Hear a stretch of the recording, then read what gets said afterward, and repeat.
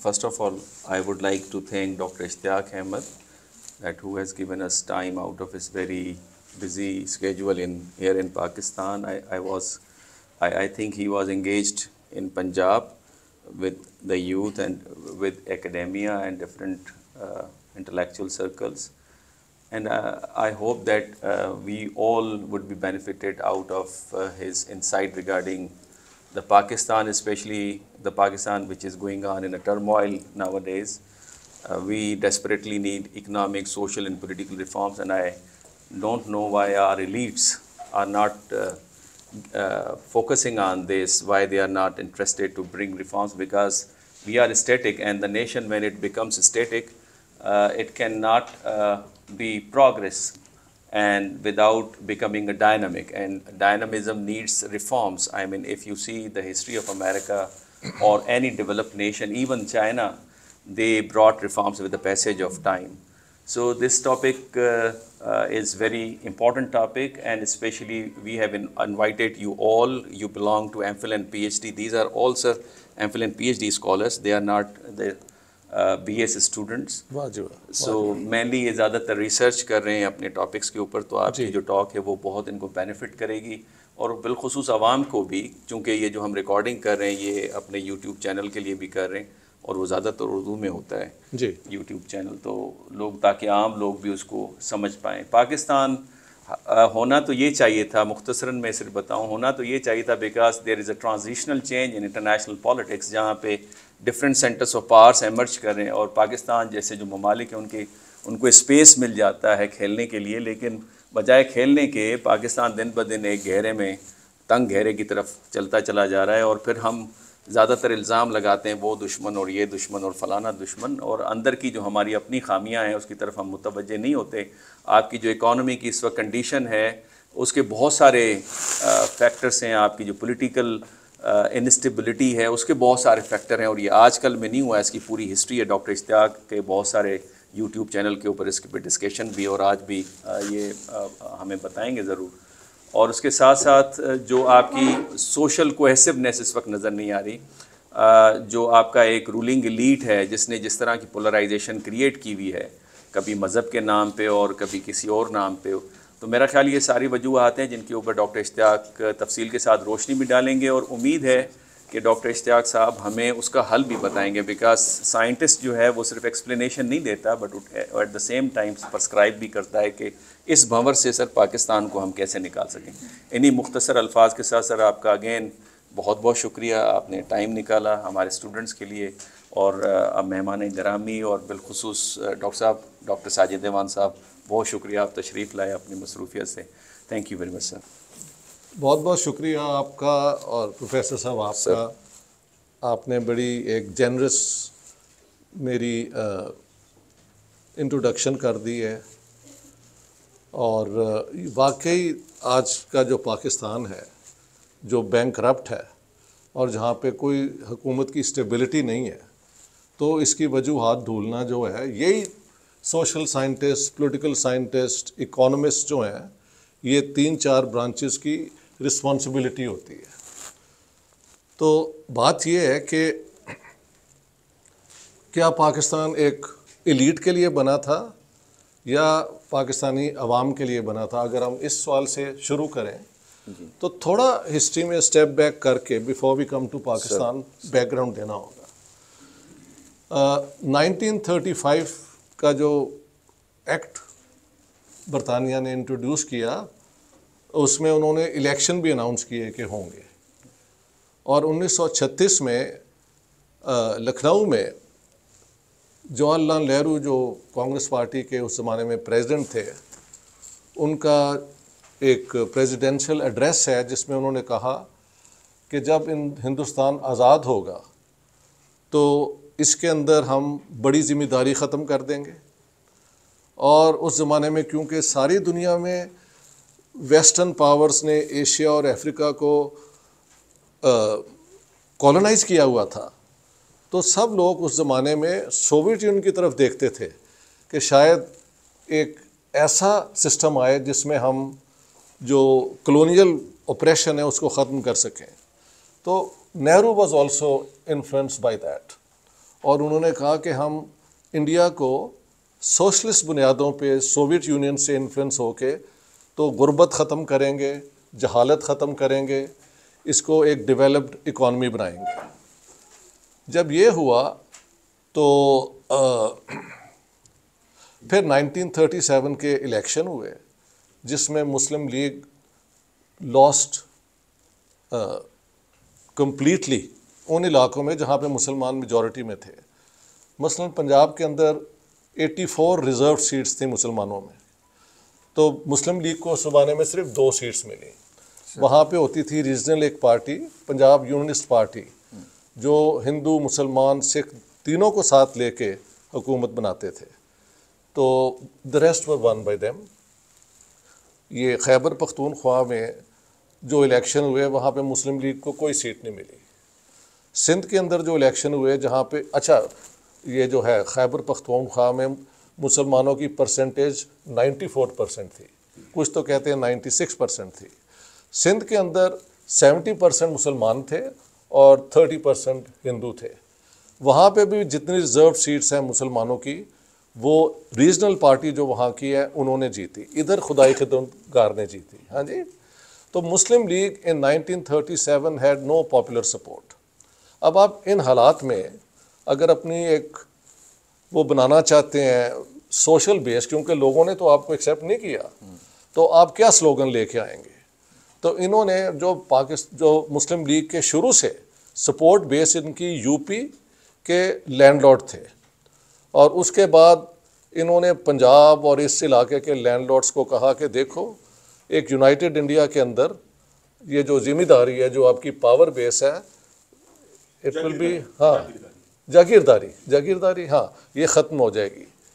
اور ساتھ انہوں نے سلوگن بھی یہ کیے کہ ایک یونائٹڈ انڈیا کے اندر مسلمان جو ہیں وہ نست و نابود ہو جائے گا، they will be obliterated and Islam will be annihilated۔ annihilated obliterated are synonyms، ان کا ایک ہی مطلب ہے، یعنی کہ ان کا صفائی ہو جائے گا۔ تو اس قسم کے سلوگنز پہ پھر مسلمانوں میں ایک ڈر پیدا کیا گیا کہ اگر آپ یہ نہیں کریں گے اور پاکستان بنانے کے حق میں نہیں آئیں گے تو you have no future. Now was this truly reflective of the situation of the subcontinent؟ ہم یہاں بیٹھے نہیں ہوئے اس کے اوپر پوزیشن لینے کے لیے۔ ہسٹری نے جو ہمیں دکھایا ہے وہ تو یہ ہے کہ جب ہندوستان اور پاکستان آزاد ہوئے تو ہندوستان نے ایک سیکولر اسٹیٹ جس کے اندر ایک سوشل انکلوژن کی بات کی، اور پاکستان کے اندر جو اسٹیٹ بنی اس نے اپنی کانسٹیٹیوشن بناتے ہوئے 9 سال لگا دیے۔ ان کی کانسٹیٹیوشن جو ہے وہ بالکل کلیئر تھی کہ اس اسٹیٹ کا کوئی اپنا مذہب نہیں ہوگا، مرد اور عورت ان کے ایکول رائٹس ہوں گے۔ دس از دا انڈین کانسٹیٹیوشن۔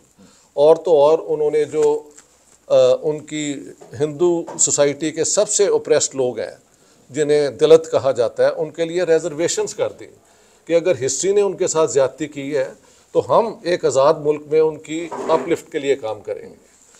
اس کے برعکس پاکستان جاتا ہے بند، اور وہاں پہ دیر از نو فارمولا کہ یہ کس کی کانسٹیٹیوشن ہوگی۔ پیر مانکی شریف جو تھے خیبر پختونخوا سے، اس کو میں نے جنالی کتاب میں کوٹ کیا، انہوں نے کہا جی ہم تب پاکستان کی سپورٹ کریں گے اگر آپ یہ کہیں کہ ساری جو لاز ہوں گی وہ شریعہ کے مطابق ہوں گی۔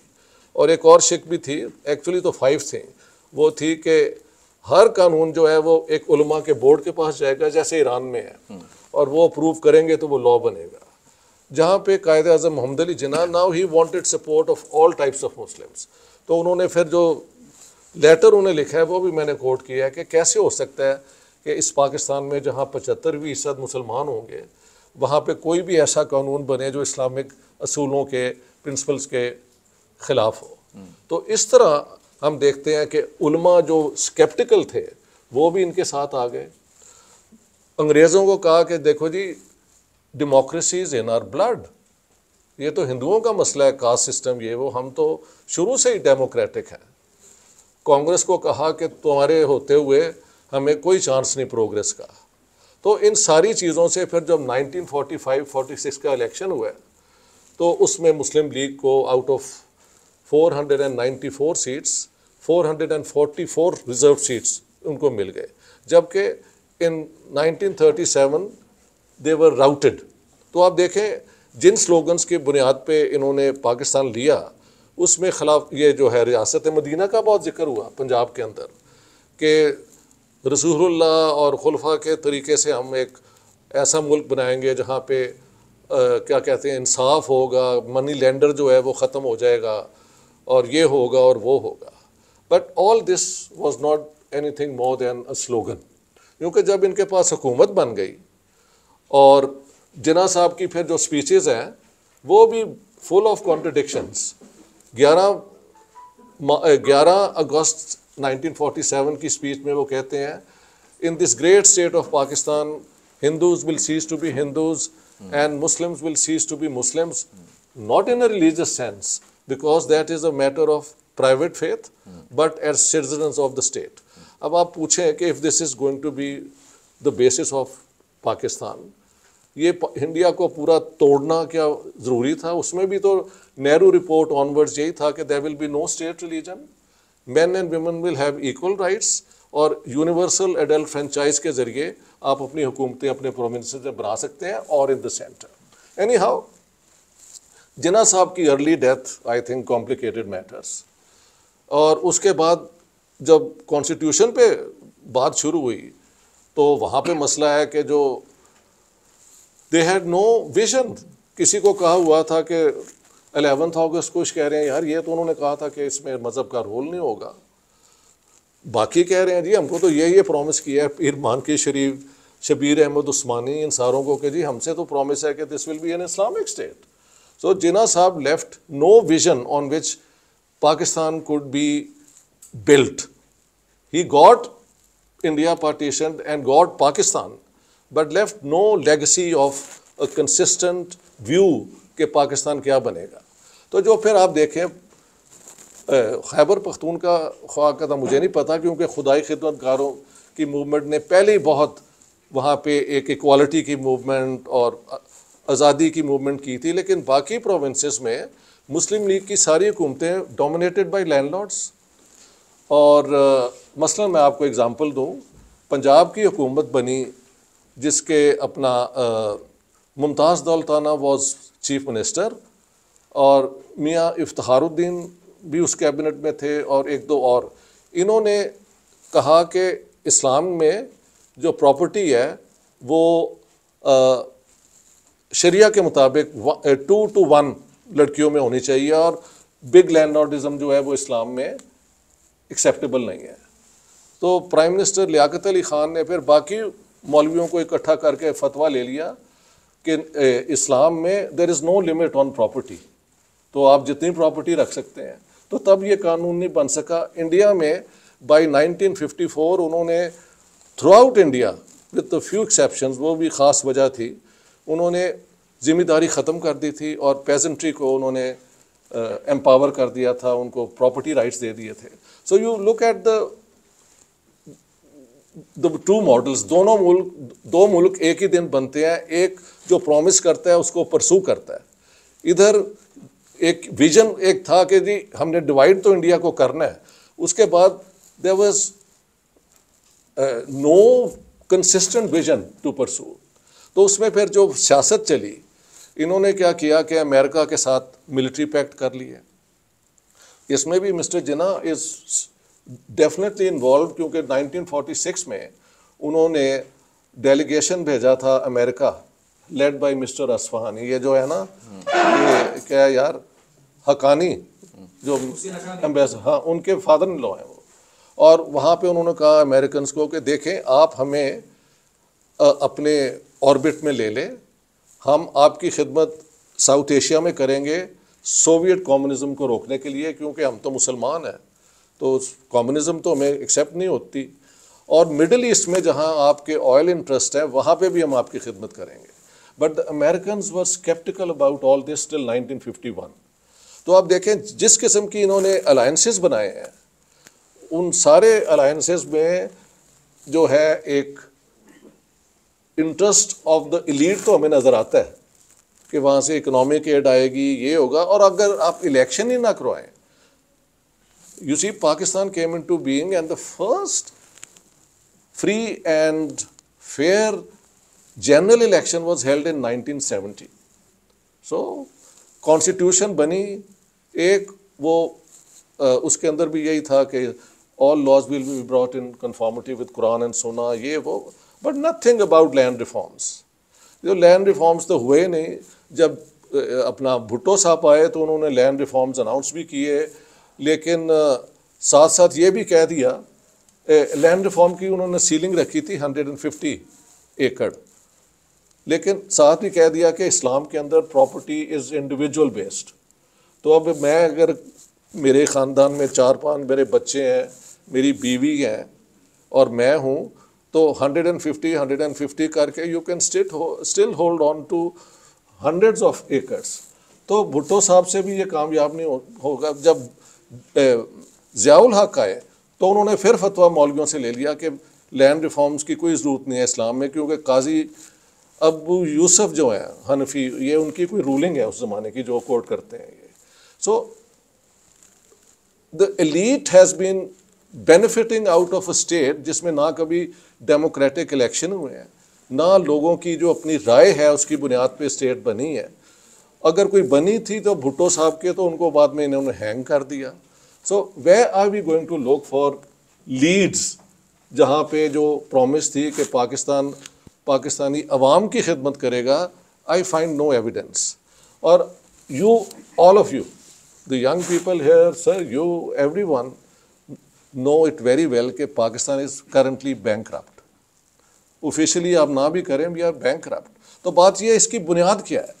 پاکستان آپ نے بنا لیا, لیکن ساتھ ساتھ آپ نے ہندوستان کی دشمنی اپنی فورن پالیسی کا مین فیکٹر بنایا. 1947 کا جو ہے نا 3 جون پارٹیشن پلان اور 18 جولائی 1947 کا جو انڈین انڈیپینڈنس ایکٹ ہے, اس کے اندر the princely states were kept out of the partition. They could choose to be ally themselves with India or with Pakistan or remain independent. تو کشمیر کے مہاراجا جو ہیں وہ ایکچولی انڈیپینڈنٹ رہنا چاہتے تھے, لیکن اب اس میں بھی کوئی شک نہیں کہ کانگریس وانٹڈ کہ مہاراجا ان کی طرف جھکیں, پاکستان وانٹڈ کہ ہماری طرف آئیں. 1 نومبر 1947 کو لارڈ لوئی باؤنڈ بیٹن جو تھے اس زمانے میں انڈیا کے گورنر جنرل تھے, India and Pakistan had became 2 states, وہ آئے لاہور اور انہوں نے آفر کیا کہ let's have referendum in Junagadh, Hyderabad and Kashmir. اب دیکھیں حیدرآباد کا جو تھا نظام وہ تو مسلمان تھا, لیکن 89% of the population of Hyderabad, یہ ساؤتھ انڈیا میں, سندھ والا حیدرآباد نہیں, deep south India, Hyderabad Deccan جسے ہم کہتے ہیں, وہ Hindus. Junagadh was deep 300 kilometres away from Karachi. یہ انہوں نے ان کے رولر نے ایکسیڈ کر دیا to Pakistan and Pakistan accepted. تو اس کی پاپولیشن 91% ہندو تھی. سو when this was an offer, جناح صاحب must have realized and his advisors کہ نہ ہم جوناگڑھ کا جیت سکتے ہیں, نہ ہم حیدرآباد کا جیت سکتے ہیں. کشمیر کے اندر تو ہم جیت سکتے ہیں, but we are already winning. کیوں؟ انہوں نے یہ جو مجاہدین بھیج دیے ہوئے تھے, اور وہ مجاہدین جو ہیں وہ اس ایفرٹ میں بارہمولہ میں آ کے رک گئے ہیں فار ویریس ریزنس. اور سری نگر جو تھا 45 kilometres away, for 3 days they were in Baramulla, not moving forward. اس میں لوٹ مار انہوں نے بہت کی. ہاں جی, اور وہ لوٹ مار جو ہے یہ اپنے واپس لیتے آئے ہیں.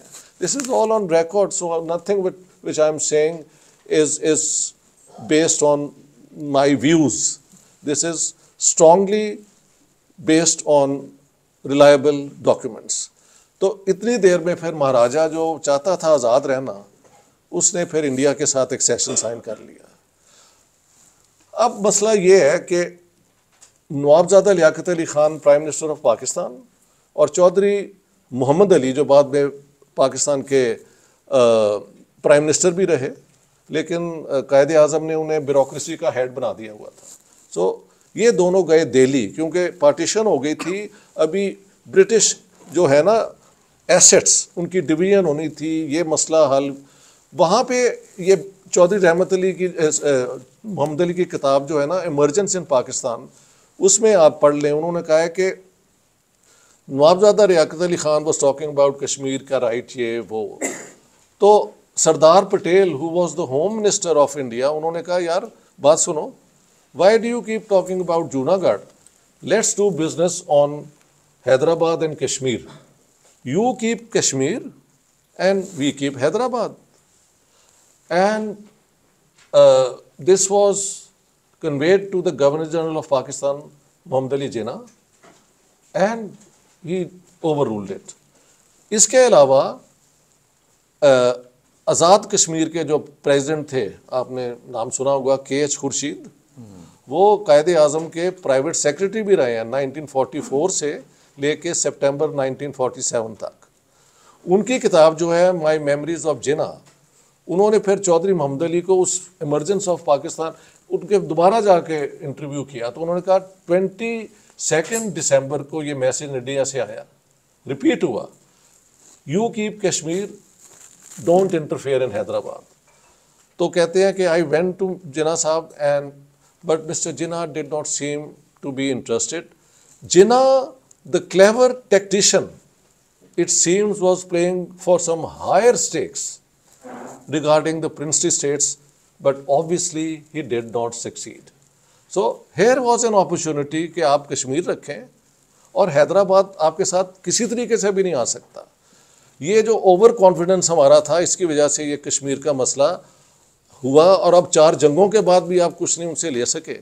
تو if I were to think about the good of Pakistan, the people of Pakistan, I would say this is a wasteful war that we are conducting.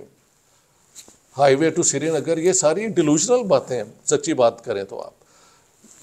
The fact is the line of control has been the de facto international border since 1948. اس کو ceasefire line became line of control and so on after the Shimla agreement. اور اس کے بعد آپ کہتے ہیں UN resolutions، وہاں پہ بھی I think you need to note کہ the UN resolutions جو ہے نا کشمیر کے اوپر they are placed under chapter 6. Under chapter 6 of the United Nations Charter, conflicts between states have to be resolved by the parties involved. Security Council کا وہاں پہ کوئی رول نہیں ہے. جہاں پہ چیپٹر 7 میں وہ ایک ایشو آ جاتا ہے، وہاں پہ security council is under obligation to take measures. تو جو ہم کہتے ہیں نا UN ریزولوشنز، تو وہ سارے کہتے ہیں yes but the UN resolutions demand India and Pakistan to decide what they want to do with Kashmir. ایک اور بات کہ جو مین ریزولوشن ہے کشمیر کے اوپر 13 اپریل 1948 کا، اس میں یہ ہے کیونکہ the Indians took this question to the UN، تو جو انٹرنیشنل لا کی زبان ہے they are the ones who are the, اور انہوں نے کہا کہ پاکستان کو اگریسر آپ ڈکلیئر کریں کیونکہ ہمارے پاس ایکسیشن بل سائن ہو چکا ہوا ہے. ہاں جی، تو اور وہ تو انہوں نے جو ریزولوشن ہے 13 اپریل والا، اس میں نہیں، they have not declared Pakistan the aggressor. لیکن اگر آپ اس کی کلوزز دیکھیں تو وہ یہ ہے کہ India and Pakistan will remove their troops from Kashmir, کیونکہ ایک جنگ ہوئی تھی اور ایک سیز فائر ہوئی تھی. لیکن کیونکہ India had taken the case to the UN اور لیگل انسٹرومنٹ بھی ان کے پاس تھا، تو یہ بھی ساتھ لکھا کہ the Indians have a legal right to be there to conduct the plebiscite. Therefore, the first condition was that Pakistan would withdraw and then India would withdraw. اب یہ 2023 ہو گیا، نہ پاکستان نے 1 انچ چھوڑا ہے نہ انڈیا نے چھوڑا ہے. So those resolutions are there but you can do nothing with them. آپ نیوکلر جنگ شروع کر کے اگر انڈیا سے حاصل کر سکتے ہیں تو you may try, but my fear is we will all end up in a huge grave جو انڈیا میں اور پاکستان میں بنے گی اس کے بعد. For anybody who thinks for the welfare of Pakistan must realize کہ یہ جو ہسٹری میں یہ چیزیں ہو گئی ہیں ان کو آپ ایک فیٹ اکمپلی مان لیں. اور جیسے یونائٹڈ یہ یورپین یونین کے اندر انہوں نے کتنی جنگیں نے کی, first world war, second world war, the German versus the British versus the French, it's been full of blood. But United جو یورپین یونین بنی وہ یہ تھا کہ جو بھی آپ کے بارڈر ہیں وہ وہی رہیں گے, لیکن people can come and go and move around and so on. So اور یہ پاکستان نے ایکچولی جنرل مشرف کے دور میں یہ پرپوزل بھی آیا اور منموہن سنگھ کے ساتھ یہ بات بھی ہوئی, لیکن پھر پاکستان میں کچھ ایسی وہ سو کالڈ لائرس موومنٹ چلی and general Musharraf had to give up. اور اس کے بعد پھر یہ ایکسٹریمسٹ آ گئے, بامبے کا اٹیک ہو گیا. واجپئی صاحب آ گئے, انہوں نے کہا کہ ہم پارٹیشن کے خلاف تھے, وہ رائٹ ونگ کے بندے تھے, لیکن ہم وہ پاکستان مینار پہ جا کے انہوں نے اعلان کر دیا کہ from now on we accept the facts of history, so let's move forward as friendly neighbours. ہاں جی. اور سو کشمیر کے اوپر بھی وہ ایک کوئی جیلم والا پلان یا چناب پلان اس قسم کی باتیں ایڈوانس ہو رہی تھی. تو جہاں وہ گئے ہیں واپس تو کارگل ہو گئی. سو somebody always wants کہ یہ ایشو ہمیشہ زندہ رہے اور پاکستان کے عوام کو صرف یہی کہا جائے کہ جی ہمیں حملہ ہندوستان سے ہونا ہے اور یہ ہے اور وہ ہے, اور بجائے اس مسئلے کو آپ ریئلسٹکلی دیکھیں اور اس کا حل ڈھونڈیں. اس سارے پروسیس کے اندر ہوا کیا ہے, مجھے میرے دوست بتا رہے ہیں جی کہ گوشت پتہ نہیں کتنے 100 روپے کا ہو گیا ہے, روٹی اتنے کی مہنگی ہو گئی, یہاں کے غریب عوام کس طرح مینیج کرتے ہوں گے یار. یعنی sitting with a tie and a coat, I am enjoying your, یہ آپ کا گریٹ آنر بھی ہے, but I am also feeling guilty. Out there are our own brethren جن کے پاس نہ گھر ہے نہ کوئی ان کے پاس ایک فیوچر ہے اپنے لیے. So what have you achieved? Partition تو آپ نے کروا لی, مسلمانوں کے لیے ملک بنا بھی لیا. آپ ہندوستان سے بہتر ایک ملک بناتے تو ہم کہتے یار پارٹیشن شاید درست طریقہ تھا. ان کی اکانومی 5th ہے دنیا کے اندر, 3rd ہونے والی ہے, اینڈ ساری دنیا میں ان کی بات مانی جاتی ہے. اور تو اور عمران خان ہیز ایکسیپٹیڈ کہ I think I admirer India کی ایک بات کہ وہ ہمیشہ اپنی فارن پالیسی اپنے نیشنل انٹرسٹ میں بناتے ہیں. ہم نے پاکستان بننے سے پہلے امریکہ کو کہہ دیا کہ جی آپ ہمیں خدمت کا موقع دیں, بعد میں کبھی چائنا کے ساتھ کر لیا, ایران عراق سعودی جنگ میں ہم نے پھر سائڈنگ کر. So I think Pakistan has to convert جو ہے نا geostrategic military position Pakistan کی, اس کو آپ جیو اسٹریٹجک اکنامک پوزیشن بنائیں. 0 انویسٹمنٹ 100% پروفٹ.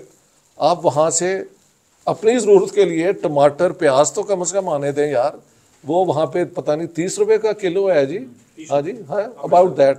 یہاں پہ 300 روپے ہے. کوئی شرم آنی چاہیے یار 10 کلو پیاز کہ آپ غریب لوگوں کے لیے, کیونکہ میں نے جا کے دیکھا ہے بڑے گھروں میں اور یہاں کے امیروں کے لیے کوئی پرابلم نہیں ہے.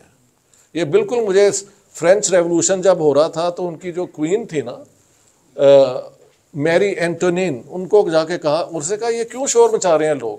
وہ کہتے ہیں یہ بھوکے ہیں. کیا وجہ ہے؟ کہ بھائی بریڈ نہیں ملتی. تو اس نے کہا کہ یہ کیک کیوں نہیں کھا لیتے؟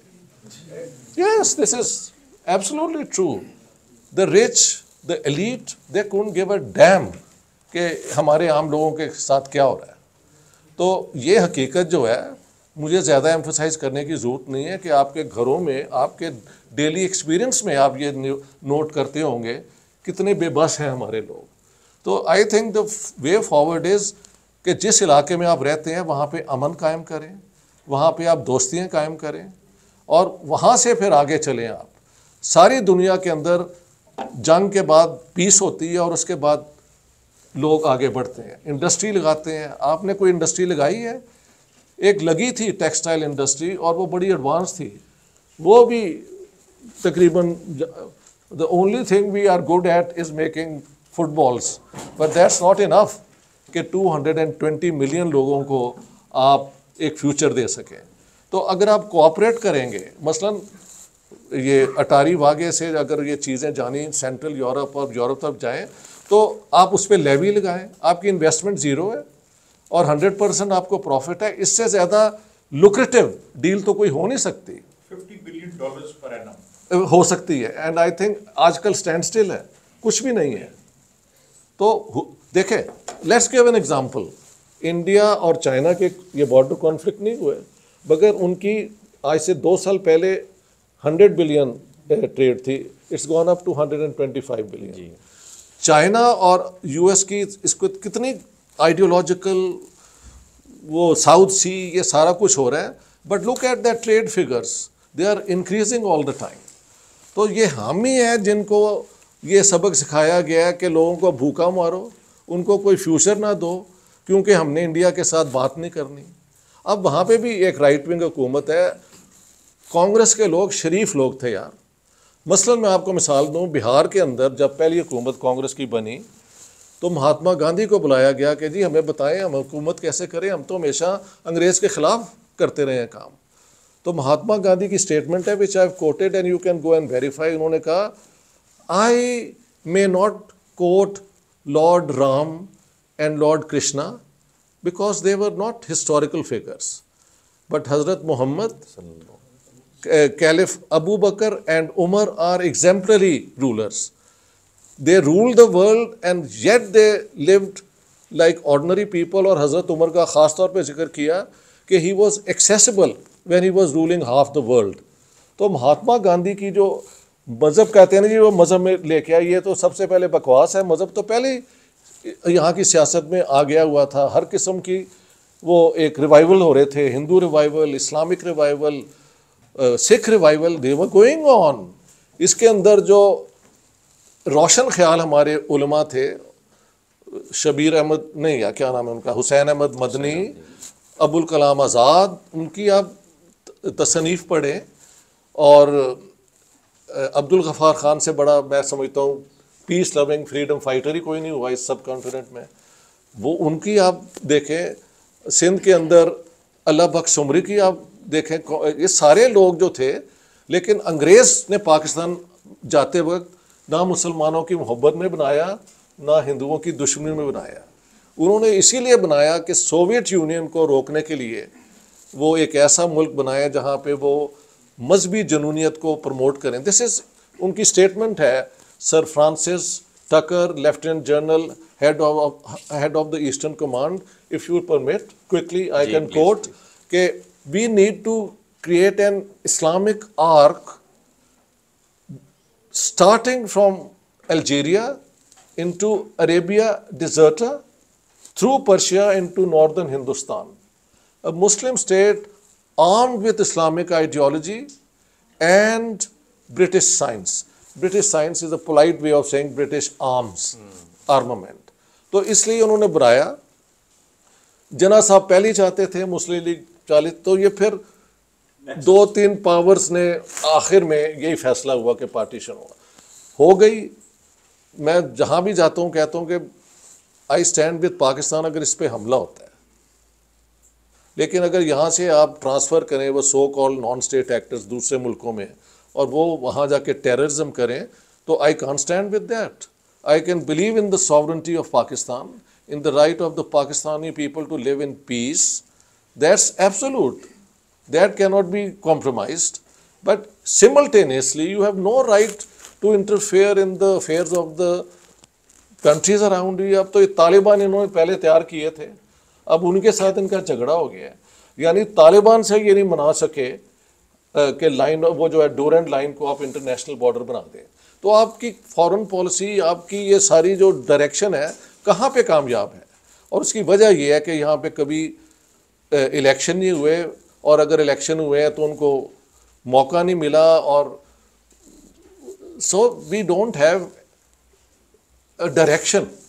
کبھی اسے اسلامک اسٹیٹ بنانا چاہتے ہیں, کبھی 11 اگست کی اسپیچ آ جاتی ہے, کبھی سو 75 years is too late now to keep on experimenting.